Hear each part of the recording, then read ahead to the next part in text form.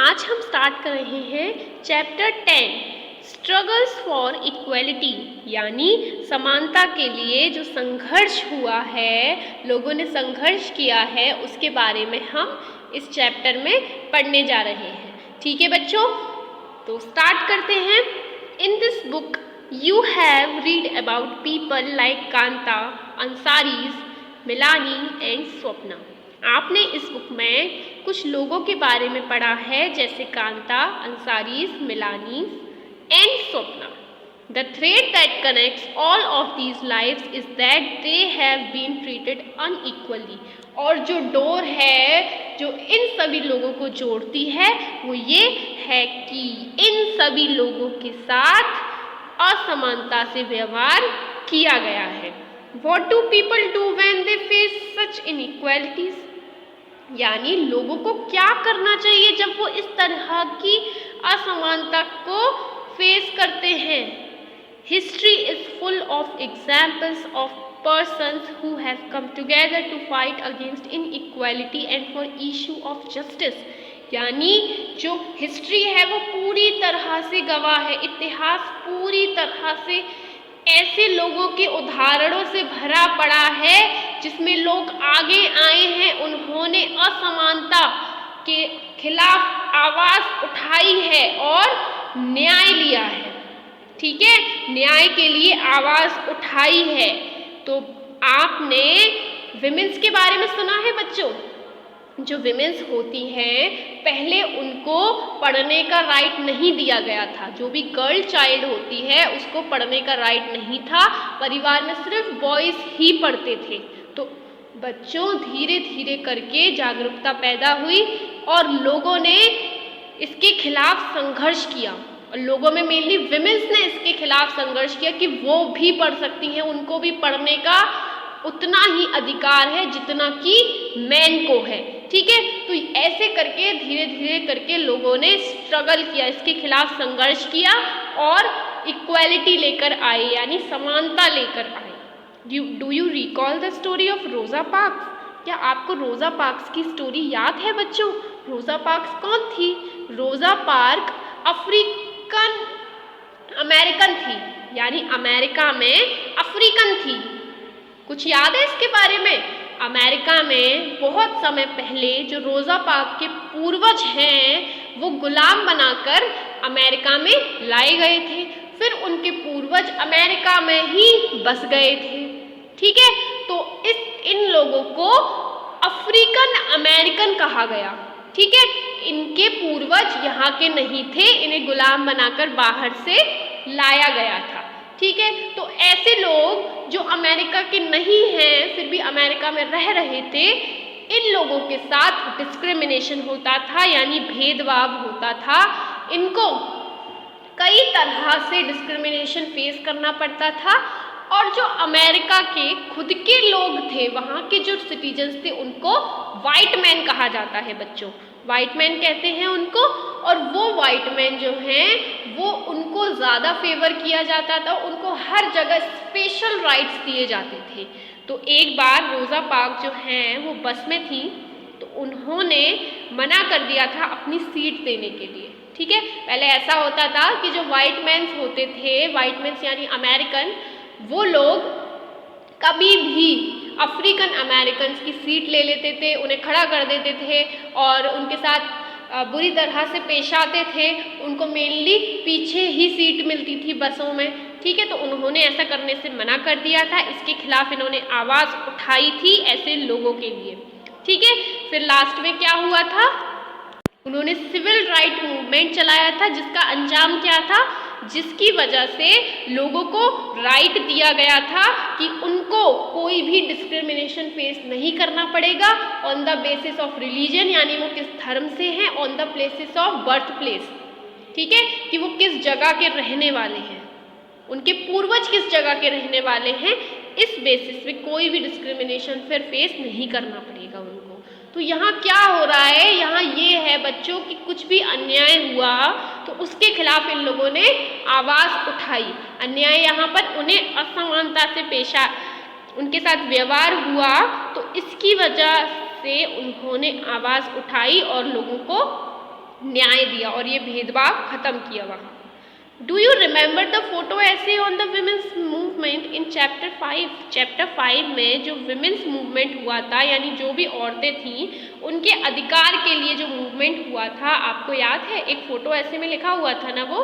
In this chapter you will learn about some of the ways in which people have struggled against inequality. इस chapter में आप कुछ ऐसे तरीके सीखने वाले हैं जिनसे लोगों ने संघर्ष किया, किसके खिलाफ? असमानता के खिलाफ, यानी असमानता को कैसे फेस किया, कैसे उसको खत्म किया, ये आप इस चैप्टर में सीखने वाले हैं। As you have already read in this book, जैसा कि आपने इस बुक में पढ़ लिया है, the Indian constitution recognises all the Indians are equal, यानी हमारे भारत के संविधान के हिसाब से जितने भी भारतीय हैं वे सभी समान हैं, इक्वल हैं, before the law and the states, यानी स्टेट से भी पहले हैं। लॉ या फिर कोई भी कानून है या फिर कोई भी स्टेट है, कोई भी राज्य है, उन सबसे पहले हैं कि जितने भी सिटीजन्स हैं दे ऑल आर इक्वल।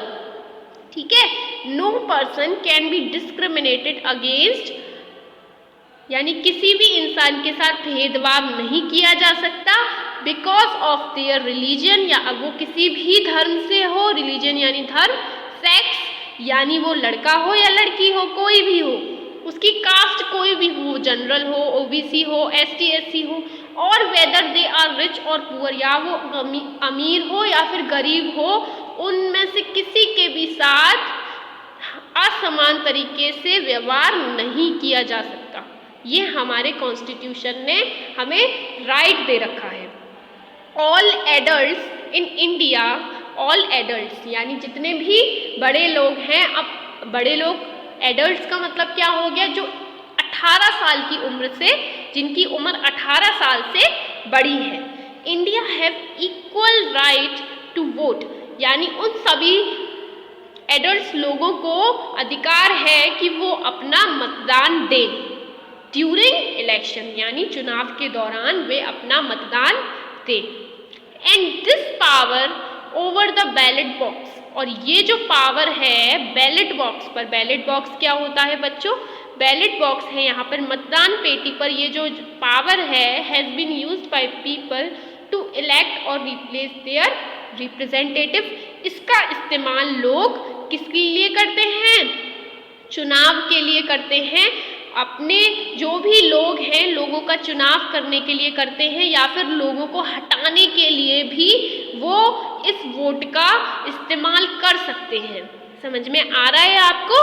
सभी लोगों को इक्वली वोट डालने का अधिकार है। सभी लोग अपने पसंदीदार इंसान को चूज करते हैं, ठीक है, इलेक्ट करते हैं, ठीक। और जो उनको पसंद नहीं आता, यानी जो उनके लिए ढंग से काम नहीं करता, उनको वो रिप्लेस कर देते हैं, हटा देते हैं, उनकी जगह किसी और को वो इलेक्ट कर लेते हैं। But this feeling of equality that the ballot box provides, because the vote of one person is as good as that of another, यानी ये जो फीलिंग है ना इक्वालिटी वाली बैलेट बॉक्स पे, यानी अमीर भी है, गरीब भी है, सबके वोट की कीमत एक है, ठीक है। तो ये जो फीलिंग है ना, ये जो भावना है ना, because the vote of one person is as good as another, यानी जो वोट एक आदमी का है वही दूसरे आदमी का भी है। यानी इस लाइन का कहने का मतलब सीधे सीधे ये है कि जितना अच्छा एक इंसान का वोट है उतना ही अच्छा दूसरे का भी है। दोनों के सेम वोट है, इक्वल वोट है, उसके पास इक्वल नंबर ऑफ वोट है। सबको एक एक बार वोट डालना है, एक एक बार ही चूज करना है, ठीक है। What do you think is meant by the expression power over the ballot box discuss, यानी इसका मतलब क्या है? Power over the ballot box, इसका मतलब क्या है?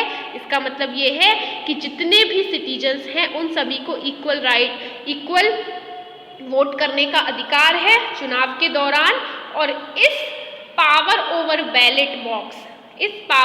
बैलेट बॉक्स का इस्तेमाल करते हुए लोग जो हैं वो लोगों को इलेक्ट करते हैं और रिप्लेस कर देते हैं, यानी अगर उन्हें पसंद नहीं आता तो बदल देते हैं। तो इसका आंसर आप यहाँ से लिखेंगे has been used by the people to elect और रिप्लेस देयर रिप्रेजेंटेटिव। ये पूरा लिख देना, ऑल द एडल्ट से लेकर रिप्रेजेंटेटिव तक इसका आंसर हो जाएगा। आई होप आपको इसका आंसर अच्छे से समझ में आ रहा होगा। ठीक है, एज यू हैव रीड, जैसा कि आपने पढ़ा है, the increasing privatization of health services and the neglect of government hospitals have made it difficult for poor people like Kanta, Hakim, Sheikh and Aman to get good quality health care। यानी आपने पढ़ा है बच्चों कि जिस तरह से privatisation बढ़ रहा है, यानी प्राइवेट दुकानें खुल रही हैं, प्राइवेट अस्पताल वगैरह खुल रहे हैं, हेल्थ सर्विसेज, ठीक है, और जो गवर्नमेंट हॉस्पिटल्स हैं, जो सरकारी अस्पताल वगैरह हैं, उनको नेग्लेक्ट किया जा रहा है, अनदेखा किया जा रहा है, जिसकी वजह से जो गरीब लोग हैं, ज़्यादातर गरीब लोग, वो काफ़ी ज़्यादा परेशानी में हैं, उन्हें काफ़ी ज़्यादा परेशानी हो रही है। जैसे कि कांता, हकीम शेख और अमन, इनको अच्छी क्वालिटी की हेल्थ केयर जो है वो नहीं मिल पा रही है। ठीक है, these people do not have the resources to afford expensive private health services। इनके पास तो इतने पैसे भी नहीं हैं कि ये अच्छी हेल्थ सर्विस ले पाएँ, ये प्राइवेट अस्पतालों में जाकर इलाज करवा पाएँ। क्यों? क्योंकि प्राइवेट अस्पतालों में फीस बहुत ज़्यादा है, ये अफोर्ड नहीं कर पाते। गवर्नमेंट अस्पताल में कम है बट वहाँ फैसिलिटी नहीं है। ठीक है, similarly the men who sells juice do not have the resources to compete with all the major companies who sell branded drinks through expensive advertisement।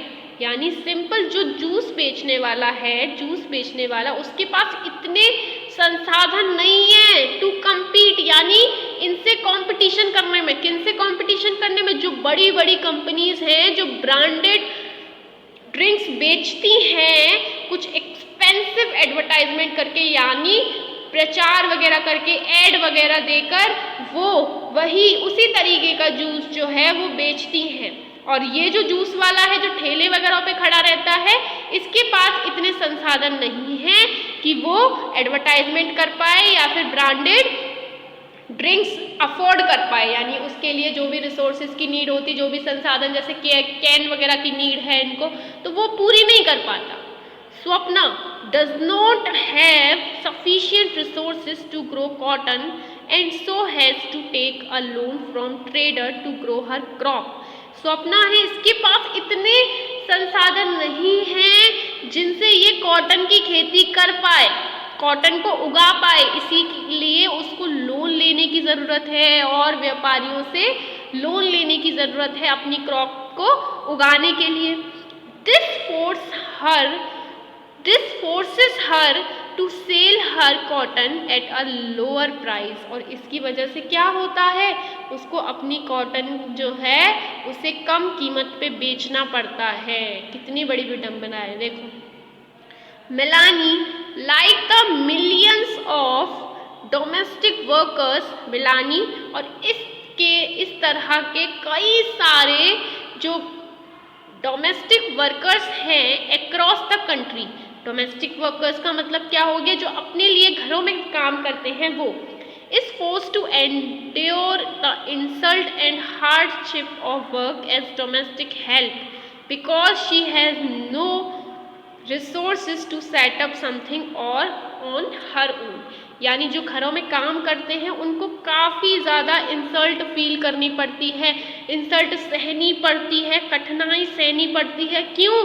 क्योंकि उनके पास खुद के साधन नहीं है जिससे वो अपना खुद का कुछ कर सके।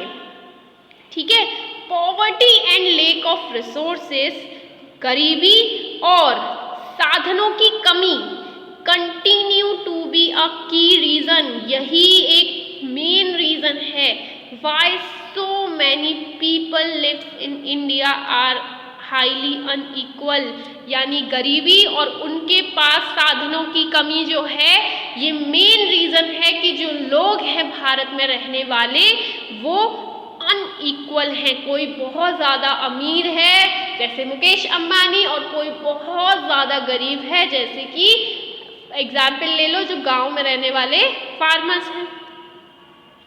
On the other hand the Ansaris were discriminated. अब दूसरी तरफ देखते हैं, अंसारीज को भेदभाव जो है वो सहना पड़ा था। क्या हुआ था अंसारीज के साथ?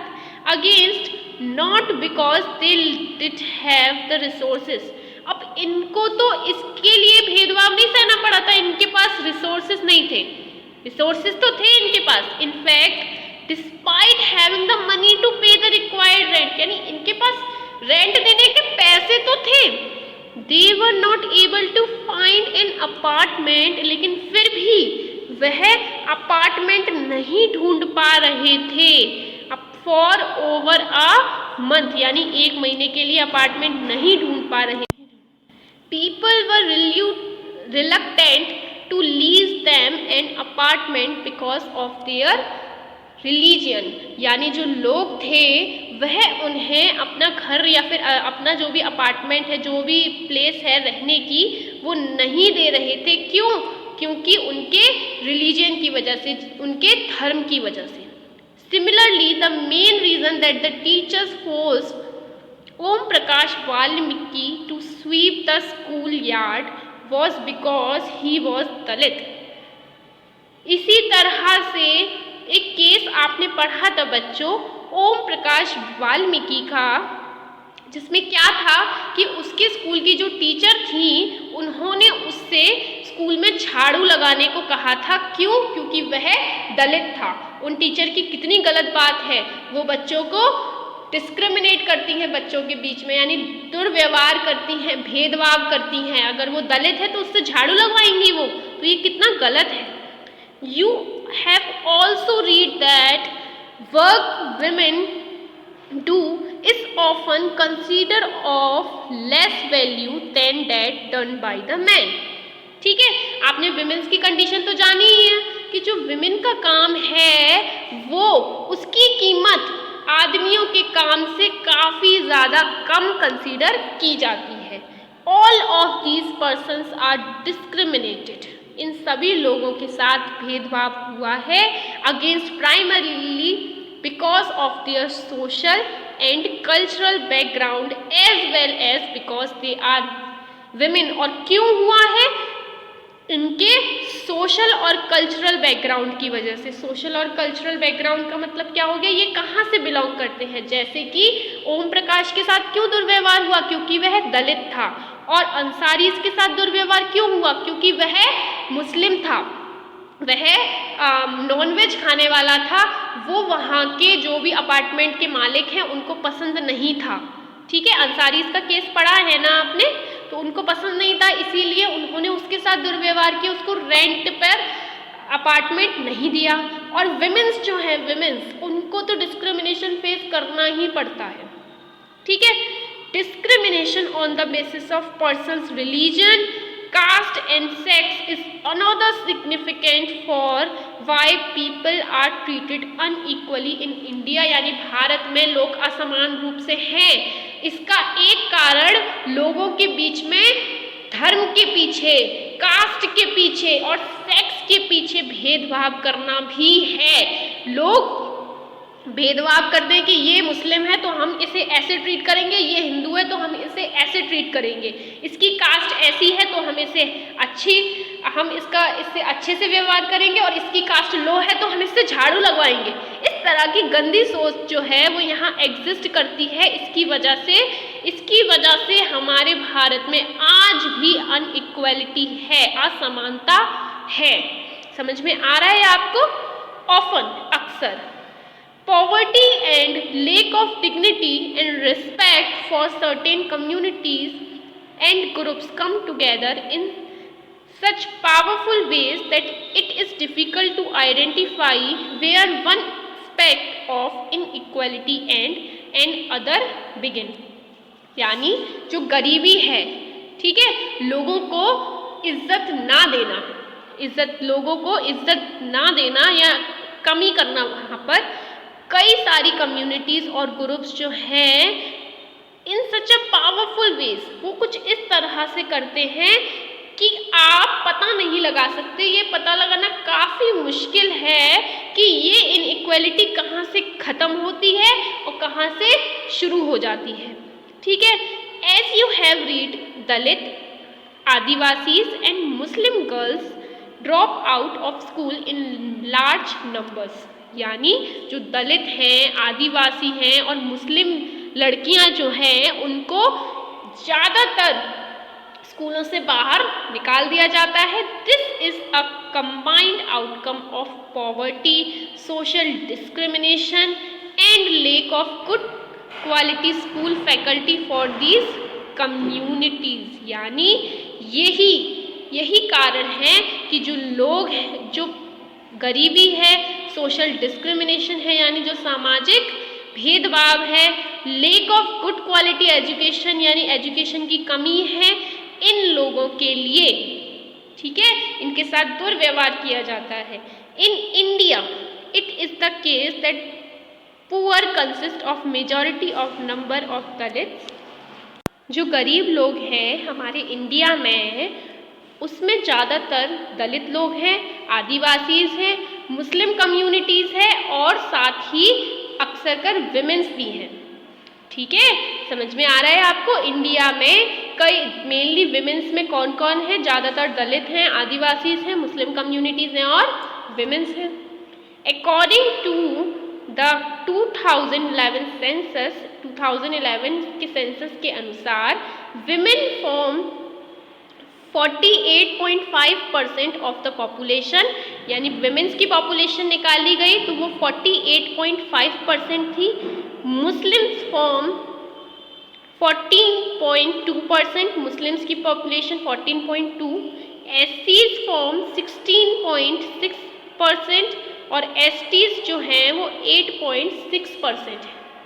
ठीक है, स्ट्रगल्स फॉर इक्वालिटी यानी समानता के लिए संघर्ष।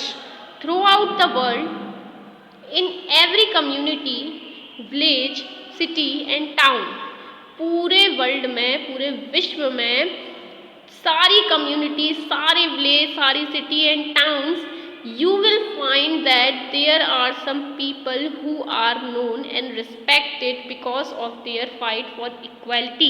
यानी वहाँ पर कुछ ऐसे लोग होते हैं जिन्हें जाना जाता है और जिनकी इज्जत की जाती है। क्यों? क्योंकि उन्होंने समानता के लिए आवाज़ उठाई है, लड़ाई की है। These people may have stood up against an act of discrimination that they faced or which they witnessed। और ऐसे लोगों ने क्या किया है? ऐसे लोग खड़े हुए हैं किसके खिलाफ? ऐसे लोग भेदभाव के खिलाफ खड़े हुए हैं जिन्होंने खुद भेदभाव किया है या फिर वो ऐसे भेदभाव के गवाह हैं, उन्होंने इसका डट के सामना किया है, इनके खिलाफ आवाज़ उठाई है। और दे मे बी वेल रिस्पेक्टेड, और ये ज़्यादा रिस्पेक्टेड भी हो सकते हैं, because they treat all persons with dignity, क्योंकि ये सभी लोगों को बहुत इज्जत से पेश आते हैं उनके साथ, एंड आर देयरफॉर ट्रस्टेड, और ये काफ़ी ज़्यादा भरोसेमंद लोग होते हैं, and called upon two resolve issues in the community, और इनको ही मेनली बुलाया जाता है जब भी कोई भी बात होती है, कोई भी परेशानी होती है कम्युनिटी में, ठीक है, किसी के बीच में वाद विवाद हो गया तो ऐसे लोग आते हैं ना, इन्हीं लोगों को बुलाया जाता है। ठीक है, often some of these persons become more widely recognized because they have the support or represent large number of people who have united address a particular issue of inequality। ठीक है, मतलब क्या है कि ये जो लोग हैं ये फिर कभी कभार काफ़ी ज़्यादा फेमस भी हो जाते हैं क्योंकि इनके पास बहुत सारे लोगों का सपोर्ट हो जाता है। फिर ये उन सभी लोगों को रिप्रेजेंट करते हैं, ठीक है, जो लोग सभी एक साथ मिलकर फिर आवाज़ उठाते हैं। कोई भी इशू हुआ है असमानता के रूप में उसको सॉर्ट आउट करते हैं, ठीक है। In India here are several struggles in which people have come together to fight for issues that, Bharat में कई सारे ऐसे संघर्ष हुए हैं जिसमें जो लोग हैं वो सभी एक साथ आए हैं और उन्होंने लड़ाई की है इसके खिलाफ, दैट दे बिलीव आर